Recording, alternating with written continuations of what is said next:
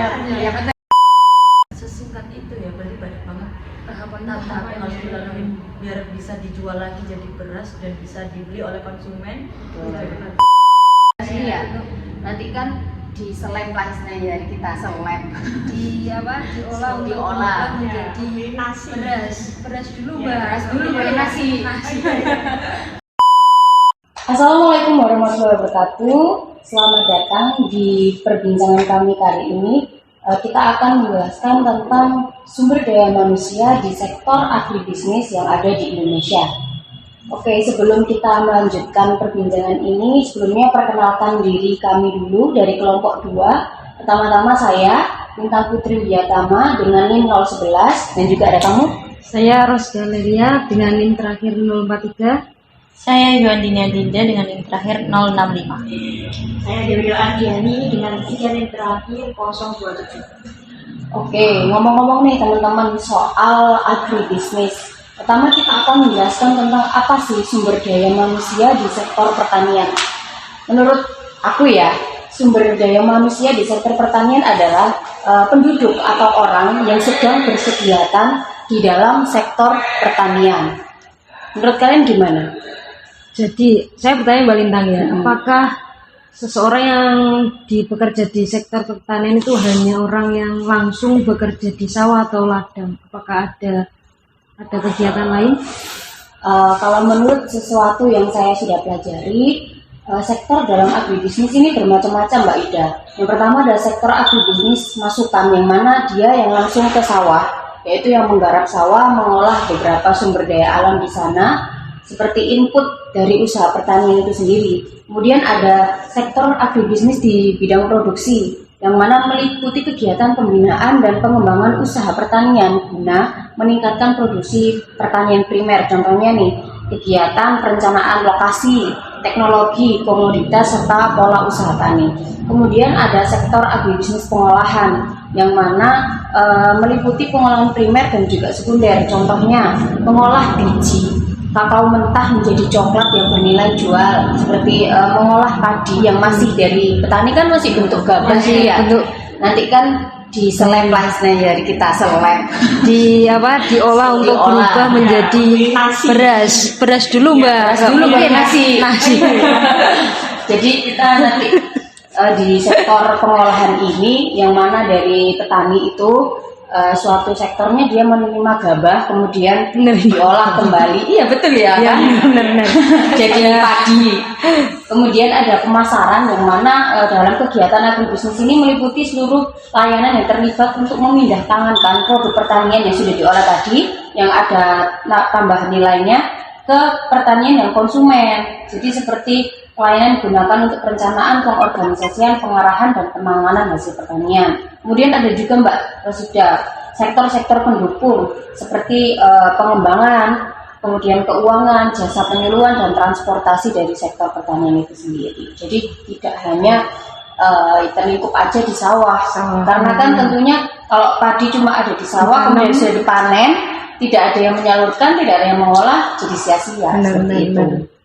Berarti sebentar, biasanya tuh dari kan habis dipanen tuh ya, kan ditaruh di kayak truk gitu. Habis itu berarti dibawa ke bulog nggak sih namanya? Enggak, Kalau bukan bulog tuh langsung bulog.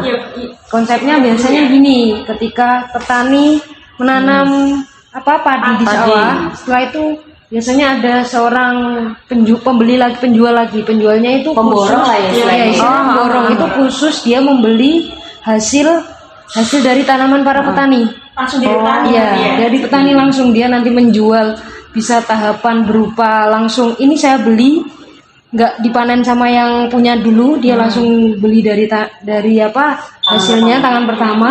Setelah itu dia tidak langsung menyalurkan ke bulog, tapi ada prosesnya, seperti setelah proses pemanenan itu ada tahap pengeringan.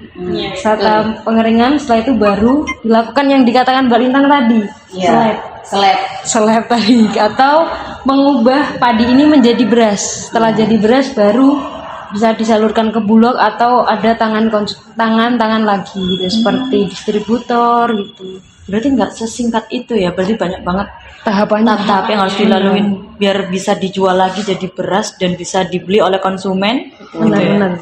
nggak langsung dari tahap pertama langsung ke 4, tapi ada proses-prosesnya. Kok dari Mbak Lina tadi kan katanya sumber daya manusia di dalamnya itu kan bukan hanya orang yang Di sawah ya. Seperti kayak tadi katanya Mbak Rosida kan harus dijemur dulu. Kadang kan yang jemur itu kan bukan yang punya sawah ya Mbak. Bukan. Mungkin Yang ada- beli tadi, yang saya Iya, bilang borongnya tadi. Itu kan juga apa ya? Ada pegawainya lah istilahnya. Benar, Nggak benar. langsung Tentu. pemborongnya yang jemur Terjun sendiri. turun tangan, Iya. enggak. Berarti itu bisa dikatakan sumber daya manusia di sektor pertanian enggak ya? Bisa Betul. jadi. Karena dia termasuk yang mengolah dari hasil sumber daya alam itu tadi. Dia memiliki keikutsertaan lah. Walaupun cuma mereka ambil dari petani kemudian menjemurnya, itu termasuk mereka sudah sumber daya manusia yang ada di pertanian. Kalau menurut saya, kalau menurut Mbak Ida, Kalau menurut saya ya itu tetap termasuk, karena kita tidak bisa kalau beras hanya dibiarkan padi di sawah tadi, kalau dibiarkan dia nggak akan berubah menjadi beras yang kita makan gitu loh. betul, karena masih ada kulitnya, Nah, masih ada kulitnya. tangkai-tangkai Jadi bawahnya. ketika tidak ada proses-prosesnya kita nggak bisa merasakan. Soalnya orang itu juga ikut berkontribusi Nah, istilahnya benar. dalam prosesnya tersebut. Benar. Sehingga orang-orang tersebut menjadi modal utama dari pertanian itu, walaupun mereka tidak berkecimpung di ladang atau sawahnya. Nah, ngomong-ngomong soal pertanian, kayaknya Mbak Ida tahu banget apakah mbahnya seorang tani. Benar. Oh, betul Saya ya? seorang tani dan di desa saya sendiri itu banyak pengusaha. Namanya kalau di desa saya itu penebas. Penebas itu dia kalau musim padi ya nebas padi, kalau musim jagung ya nebas jagung gitu. Apakah itu termasuk taninya atau buruh tani berarti? Kalau Tani kan kita tahu dia yang punya Iya. sawah. Kalau Tapi nenek saya- tani kan yang mengolah gitu. taninya nenek Oh, saya taninya. Berarti dia juga mengolah sawahnya sendiri. mengolah sendiri juga milik sendiri gitu. Oh, gitu. Tapi ketika sudah sudah dalam masa panen itu nggak dipanen sendiri, Langsung di itu ya. ditebas orangnya tadi. Kalau boleh tahu ini Mbak Rosida ini dari mana ya? Kok Saya dari Nganjuk. dari Nganjuk itu masih juga sektor pertanian itu masih menonjol gitu ya? Masih sih, lahannya itu nggak kayak di Surabaya sekarang kan banyak sekali rumah-rumah. Kalau Gedung gitu ya. gedung-gedung ya, kalau kita lihat itu lahan untuk persawahan itu mungkin hanya berapa persen lah, sedikit lah. Kalau di sana itu masih mayoritasnya Masih mayoritas dipegang oleh pertanian. Nggak dialihfungsikan gitu ya? Masih. Kan kebanyakan sekarang kalau ada lahan pertanian yang mungkin Iya. di samping jalan itu kan langsung Langsung dialihfungsikan Betul. ya. Biasanya langsung jadi perumahan. Iya, ya ada, itu masih ada, cuma belum merata gitu loh, masih. Tapi biasanya kalau dari panen satu ke panen berikutnya itu berapa lama sih? Kalau untuk panen itu 3 bulan, untuk padi 3 bulan. per 3 bulan. Iya, per 3 bulan. Jadi, tapi juga nggak langsung panen gitu ya. Ada irigasi air, Pakai perawatan lah ya? banyak perawatannya. Nggak bisa langsung kita tanam, kita biarkan tiba-tiba jadi padi. Itu sangat tidak bisa. Tidak masuk akal. Tidak masuk akal itu. Tentu saja tantangan seorang petani itu banyak sekali, mulai dari hama, kemudian Benar. kekeringan, apalagi Ya. kan kita habis kemarau panjang. Benar-benar. Ngomong-ngomong soal kemarau panjang di desa Mbak Rosida Laila, tetap 3 bulan sekali dia panen. Tetap. Oh, berarti Karena lumayan. Cuma mungkin di hasilnya agak berbeda. Misal hasil. kalau jagung itu kalau nutrisi airnya terpenuhi, dia hasilnya bagus. Iya. Tapi ketika nutrisi airnya ini sedikit, maka hasilnya agak jagung jatuh itu ya agak jarang-jarang. Oh, iya, iya. Ya kayak gitu. Jadi Istilah orang Jawa nggak rengkep gitu. ya nggak rengkep. Kalau istilah di Jawa itu namanya bogan. Lah, Oh ya, bogang. Bener bogang itu. Salah orang ya, Mbak, ya? Bisa disebut gitu. Banyak sekali ya istilahnya gitu ya. Ngomong tadi juga Mbak Ida menyatakan bahwa petaninya itu adalah mbahnya sendiri ya. Iya, mbahnya Nah, sendiri. Kita kembali lagi nih ke sumber daya manusianya. Di Indonesia tentunya Mbak Rosida kan Nganjuk ya, di Iya, Jawa Timur. Menurut data BPS itu masih didominasi sumber daya manusianya yang jadi tani ini adalah generasi-generasi milenial dan juga baby boomers gitu. Jadi kayak masih 40 tahun 40 sampai ke 50 ke atas gitu. Nah, menurut Mbak Ida nih, dengan adanya mereka saja yang mengolah sawah itu apakah menjadi beban atau tidak nih buat pertanian? Untuk pertanian sendiri itu merupakan sebuah beban dan tantangan ya, karena siapa lagi yang meneruskan seperti itu kalau bukan generasi-generasi di usia 20, 25. Kalau kita hanya menunggu usia 40, 50 itu ketika mereka sudah lanjut usia, udah tua, mereka nggak akan bisa melanjutkan gitu. Mereka udah stop, bakal udah nggak bekerja lagi di sektor pertanian. Tapi ya tidak bisa dihindari juga, zaman sekarang itu usia seperti kita itu sangat jarang ditemui untuk bekerja di sektor pertanian secara langsung. Karena seringnya larinya kayak ke PNS, mau jadi abdi negara. Benar-benar. Yang peluangnya jelas. Sebenarnya di pertanian ini ya peran dari generasi-generasi tua itu lebih ke mereka lebih tahu cara merawat si padi itu sendiri, walaupun mereka hanya berbekalkan perawatan secara tradisional. Seperti aja contoh, kalau di desa kalian pakai kombi itu harus dijemur dulu ya. Iya. Karena kan dia basah gitu loh. Stuck gitu kan basah. Tapi kalau secara tradisional kan diarit ya. Diarit itu dia tidak jatuh ke bawah, jadi nggak kena air, jadi tidak perlu dijemur terlalu lama. Biasanya kalau pakai kombi kan lebih basah. Menurut saya cara tradisional itu juga penting diajarkan kepada generasi-generasi selanjutnya. Jadi menurut saya Mbak Ida, untuk yang masih lanjut usia itu bukan beban, tapi malah ketika nantinya ada generasi yang baru masuk ke dalam sektor pertanian, mereka akan bersinergi bersama-sama untuk melanjutkan pertanian ini sih. Aku setuju sama Mbak Lintang sih. Ya. Bebannya bukan dalam artian beban di usia 40 itu bukan. Tapi untuk selanjutnya gitu loh, ketika di sektor pertanian ini tidak ada yang melanjutkan. Oh gitu. Itu maksud saya bebannya di situnya, bukan beban untuk usia 40 tidak. Oh berarti bukan dari produksinya bebannya ya, tapi bebannya itu nanti ada regenerasi. Siapa yang akan melanjutkan? Sudah purna gitu ya, sudah pada sepuh, tidak kuat ke sawah. Energinya juga berkurang ya. Itu maksud saya beban itu di situ. Iya benar juga sih. Karena makin kesini kan lebih milih kayak yang kerja di kantoran ya. Betul, lebih enak ya. Benar. Gak usah panas-panas. Soalnya kalau lihat ya hitungannya kan aku tinggalnya kebetulan di kota Mojokerto kan. Iya. Nah kalau yang ngomong soal sawah sih tetap masih ada. Ngomong soal sawah masih tetap ada. Kalau ngomong soal sawah sih masih ada di daerahku. Cuman kayak beberapa sawah aja yang masih bisa dipakai nanam bercocok padi. tanam. Tapi kalau misalkan biasanya tuh kalau di Surabaya, contohnya kayak di Surabaya lah, pasti banyak sawah yang nanti bakal jadi gedung rumahan kayak gitu kan ya. Itu bakal lebih susah lagi buat ini sih kayak produksi padi lagi. Semisal nggak kebayang lagi kalau di daerah pedesaan yang kayak tempat nenekku itu di Tulungagung ya. Kan di situ banyak banget tuh sawahnya. Tapi kalau misal di situ tuh masih banyak yang berproduksi, masih banyak yang beraktivitas tentang sawah pertanian tadi, itu pasti bakal masih kayak apa ya, ngebantu buat produksi. Tapi kan nggak kebayang lagi kalau misal di perkotaan banyak banget apa gedung-gedung dan nggak ada lagi sawah, itu kayak apa terusannya? Makin Tentunya kesini. nanti si kabupaten itu mengimpor beras dari kabupaten itu lain. nanti ya pengaruhnya ke impor.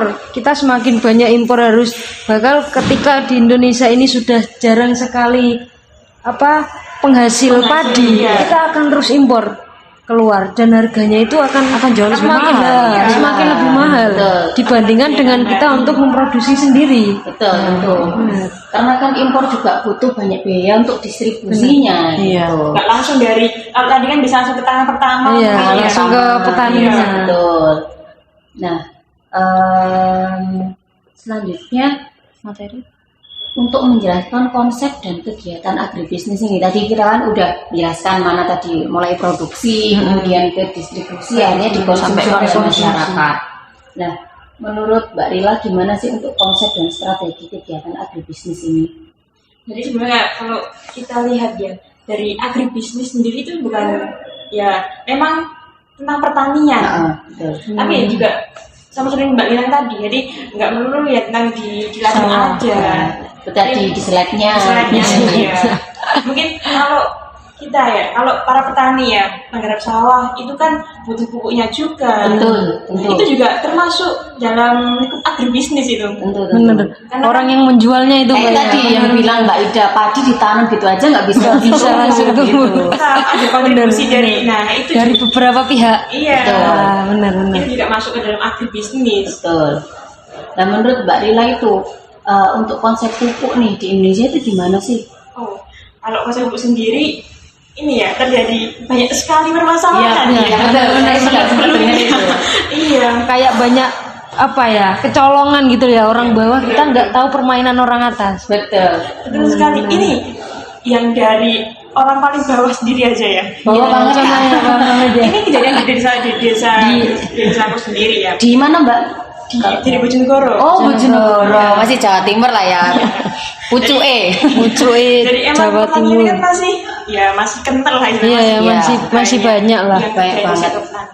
Itu kan tiap desa itu kan ada beberapa kelompok tani ya Pak ya. Iya, Poktan. Berarti kayak organisasinya ada gitu. Iya ada. Oh, Untuk berarti masih mendistribusikan ininya apa?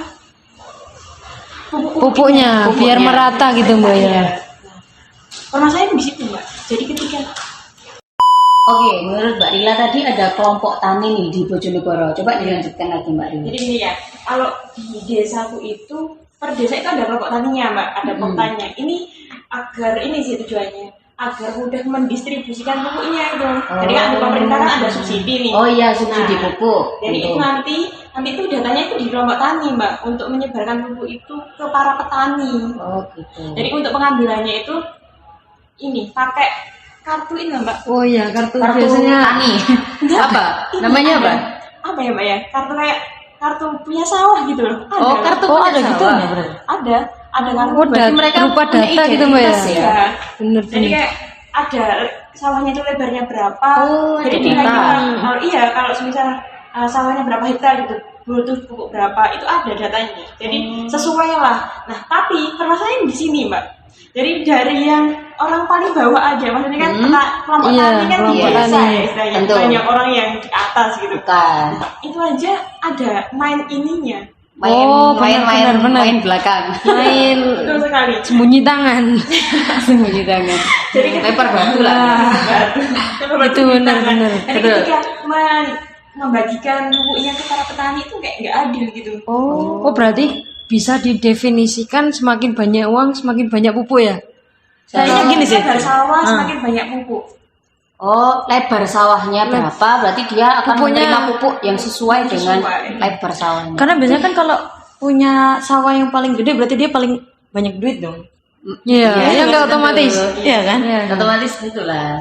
Jadi kayak yang jadi kelompok taninya itu kan semisal ya Mbak Lintang ini dapat pupuk semisal 5 sak. Nah itu yang diberikan cuma 3 sak aja.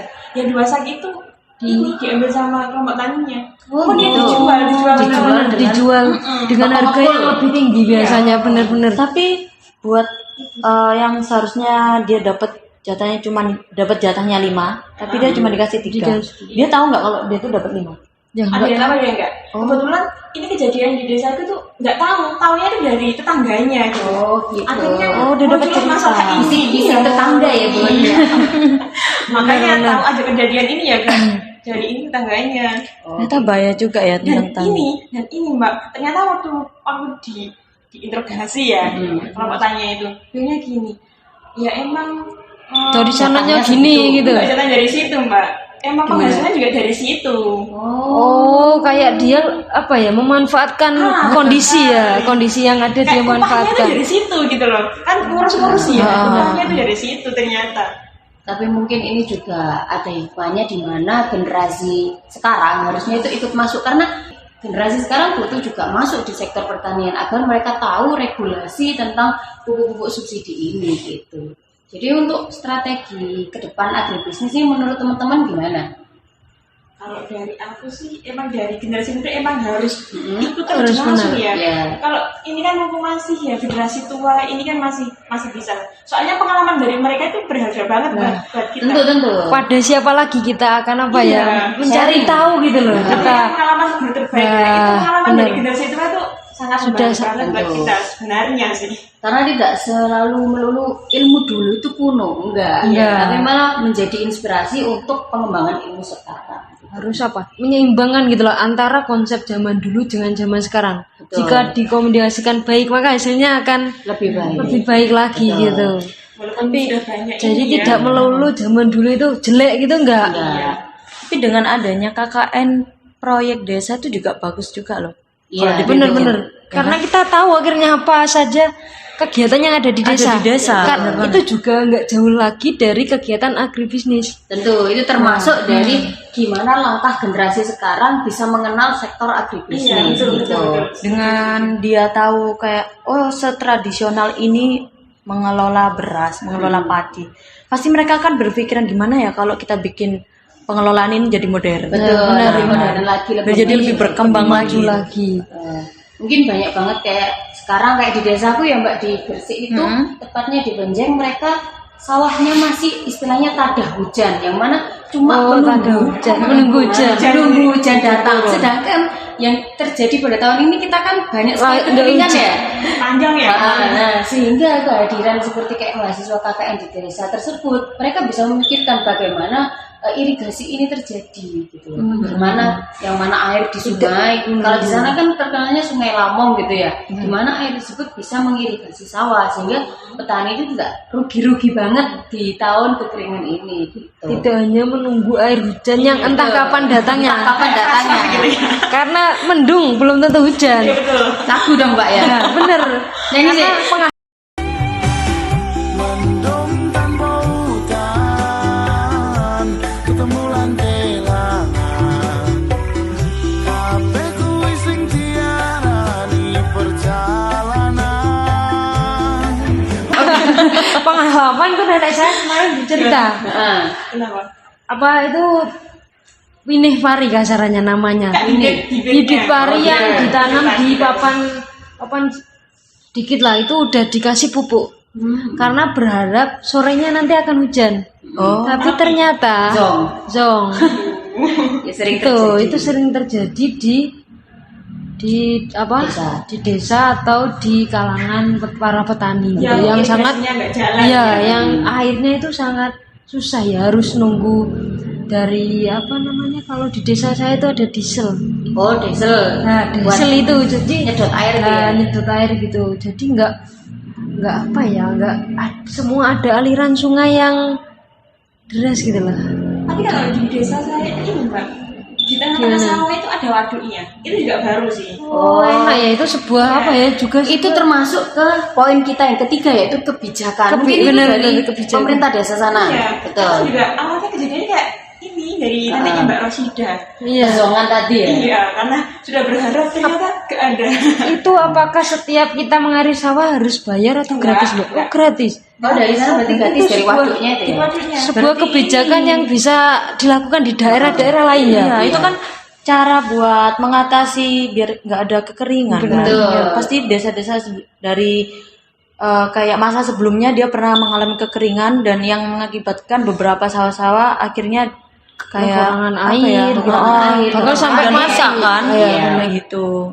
Pasti dia akhirnya buat kayak tadi. Ya, tentunya kan desa kan punya dana ya, dana dari otonomi daerah, pemerintah dari daerah pemerintah. untuk mengolah desanya. Mungkin waduk yang di desa Mbak Rila itu suatu perwujudan kebijakan. Kebijakan dari agribisnis. pemerintah desa. Nah, yang ini, yang tanya di waduk itu ternyata bengkok.